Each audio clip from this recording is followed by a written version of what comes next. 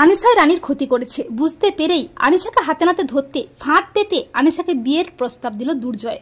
হ্যাঁ বন্ধুরা, আমরা এমনটাই দেখতে পাবো তোমাদের রানী ধারাবাহিকের আগামী পর্বগুলোতে। আনিসা নার্সিংহোমে রানীর শ্রাদ্ধের আয়োজন করে আর পণ্ডিতজি বলে ডক্টর রানী দেবরায়ের স্বামী ডক্টর দুর্জয় সেনগুপ্তকে শ্রাদ্ধে বসতে হবে। দুর্জয় আসে, কিন্তু দুর্জয় কোনো মতেই রানীর শ্রাদ্ধের অনুষ্ঠান করতে দেয় না। দুর্জয় আনিসাকে বলে, বউটা তো আমার, তার শ্রাদ্ধের জন্য তুই উঠে পড়ে লেগেছিস কেন? রানী যে কষ্ট নিয়ে চলে গেছে, এই শ্রাদ্ধের অনুষ্ঠান করলে কি মেয়েটার ফিরে আসবে? তার কষ্ট কি একটুও দূর হবে? এই বলে দুর্জয় আনিসাকে আচ্ছা করে ধোলাই দিয়ে শ্রাদ্ধের অনুষ্ঠান বন্ধ করে দেয়।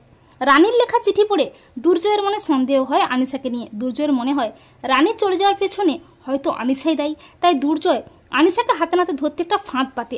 দুর্জয় আনিসার হাতটি ধরে বলে, রানী তো চলে গেছে, তাই ওর কথা আমি আর ভাবতেও চাই না। আমার খুব একা লাগছে আনিসা, আমি তোকে খুব তাড়াতাড়ি বিয়ে করতে চাই। আর দুর্জয়ের ফাঁদে পড়ে বিয়ের কথা শুনে আনিসা তো একেবারে আনন্দে আত্মহারা হয়ে যায়।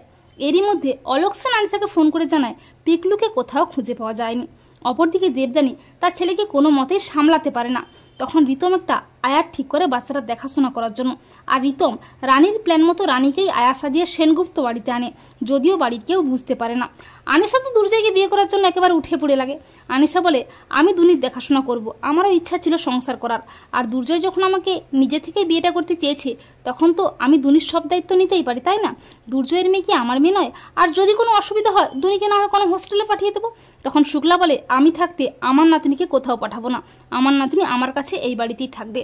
আনিসাকে বিয়ের জন্য এতটা লাফালাফি করতে দেখে বাড়ির সবার মনে খটকা লাগে, এমনকি দুর্জয়ের মনেও সন্দেহ হয়। দুর্জয় মনে মনে ভাবে, রানী মারা গেলেও 1 মাসও হয়নি, আর আমি যেই বিয়ের কথা বললাম অমনি আনিসা আনন্দে আত্মহারা হয়ে গেল।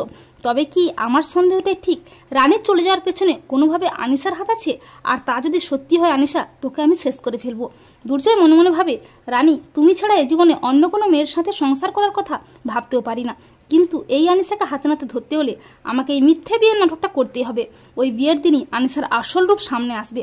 তো বন্ধুরা, তোমরা এটাই চাও তো যে দুর্জয় যেন ফাঁদ পেতে আনিসাকে হাতে নাতে ধরে বিয়ের মণ্ডপে আনিসার আসল সত্যিটা সামনে এনে আনিসাকে পুলিশের হাতে তুলে দে? কমেন্ট করে জানিয়ে দাও তোমাদের মতামতটি।